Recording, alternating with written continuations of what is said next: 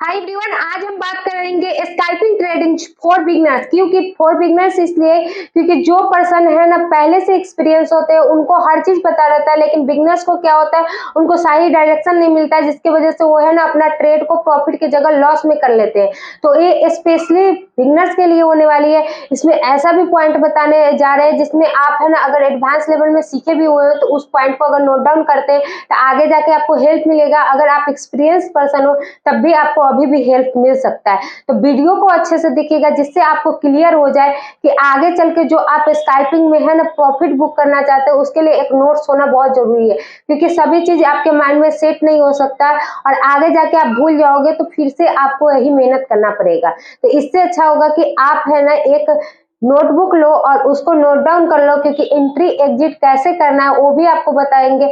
Risk को दो चीज आप मैनेज कर लोगे तो आप है ना अच्छा खासा प्रॉफिट बुक कर सकते हो, चाहे वो इंट्रा हो, चाहे वो ऑप्शन हो, चाहे वो स्विंग कोई भी हो। स्कैल्पिंग में ये होता है कि आपको छोटे टाइम फ्रेम पे आपको प्रॉफिट बुक करना रहता है, इसलिए थोड़ा सा रिस्की हो जाता है, क्योंकि अगर वो वोलेटिलिटी ना हो तो वहां पे भी आपको है ना दिक्कत हो जाती है। तो वीडियो को शुरू करने से पहले अगर मेरे चैनल पे न्यू है तो चैनल को सब्सक्राइब कीजिएगा। चलिए अब वीडियो को शुरू करते हैं।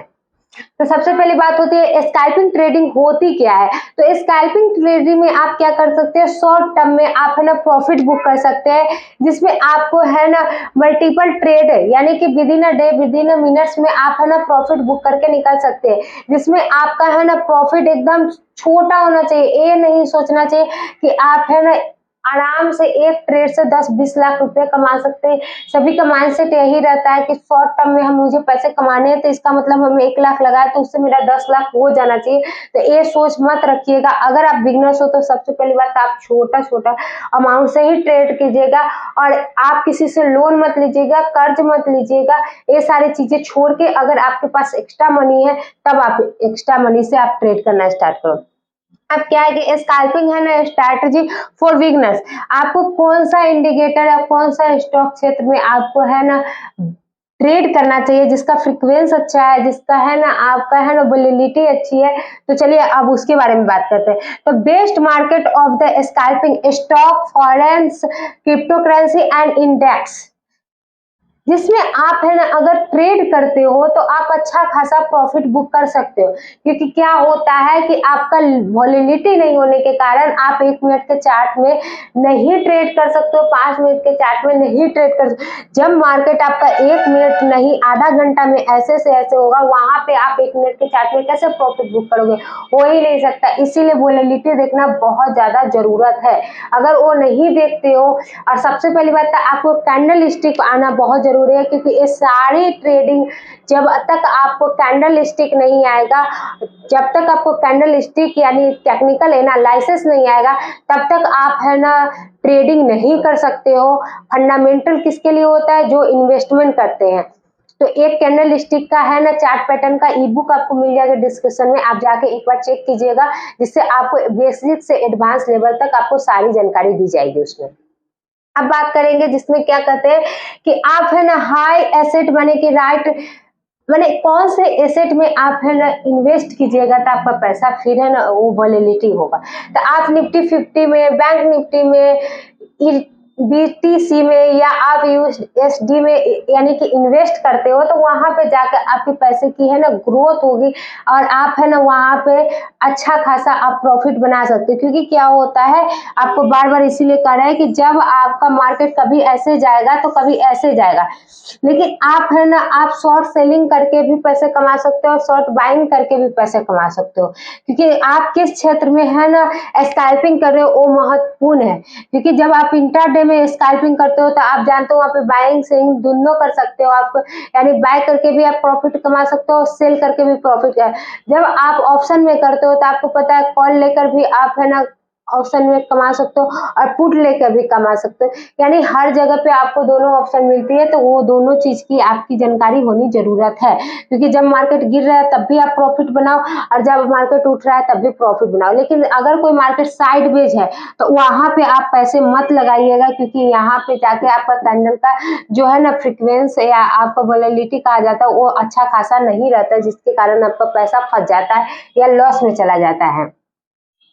अब बात करेंगे use a short time frame, यानी कि टाइम फ्रेम कैसा यूज होता है। तो आप जानते हो कि 1, 3, 5 मिनट का चार्ट का आप यूज कर सकते हो, टाइम फ्रेम का यूज कर सकते हो, जिसमें आपका वोलेटिलिटी होना बहुत ज्यादा जरूरत है, हाई वोलेटिलिटी होगा तभी आप है ना इसको देख पाओगे और वहां से प्रॉफिट बना पाओगे।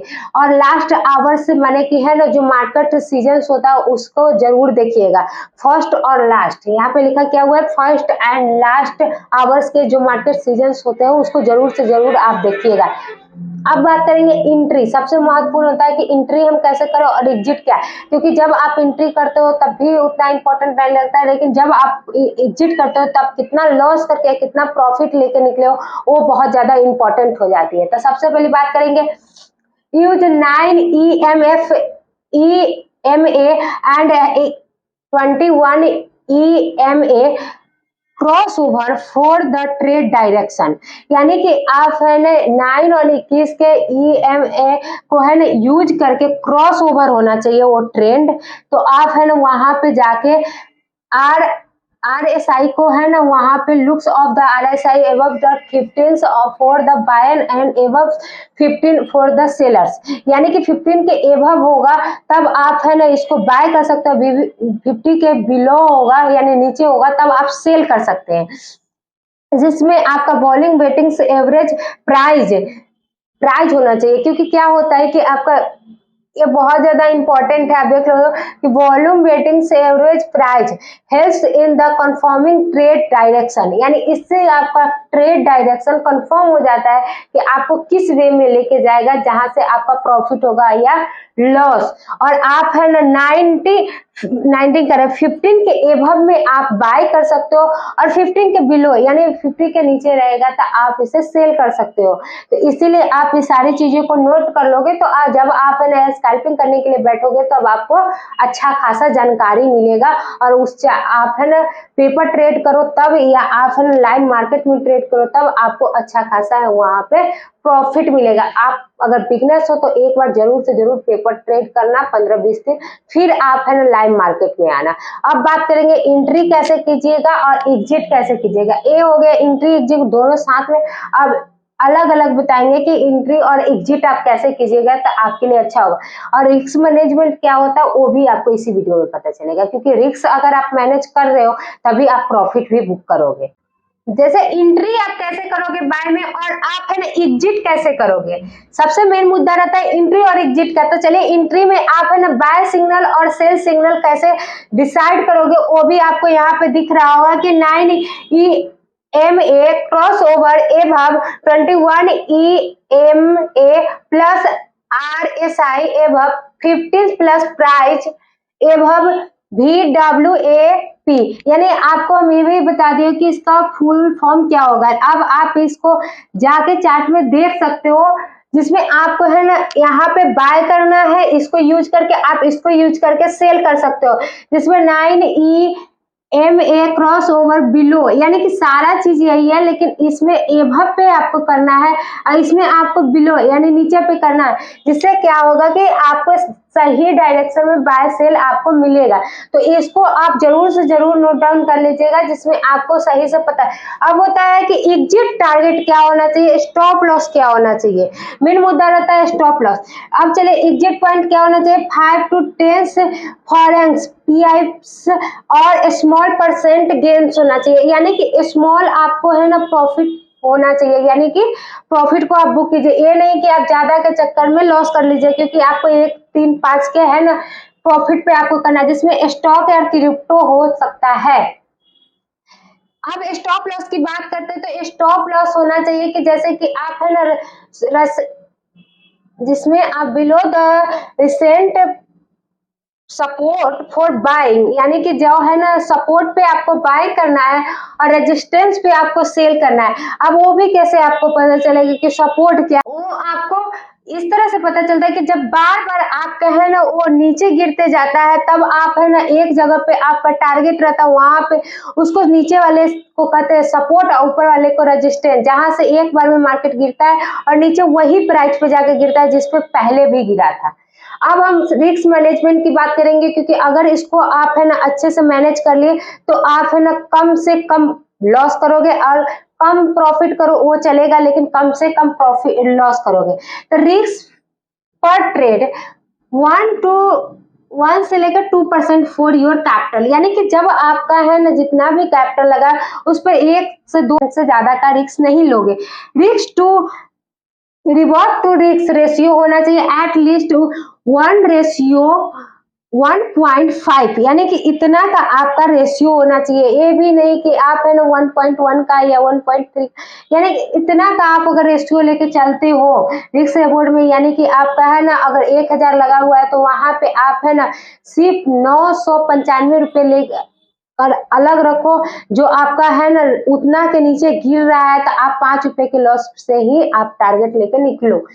Never over trade, stick to fix number of the trade per day, यानी कि आपका एक स्ट्रिक्ट रूल होना चाहिए कि आज के दिन में या हम कल के दिन में अगर मुझे प्रॉफिट भी हो रहा है तब भी या हमें लॉस भी हो रहा है तब भी हम कितना ट्रेड लेंगे।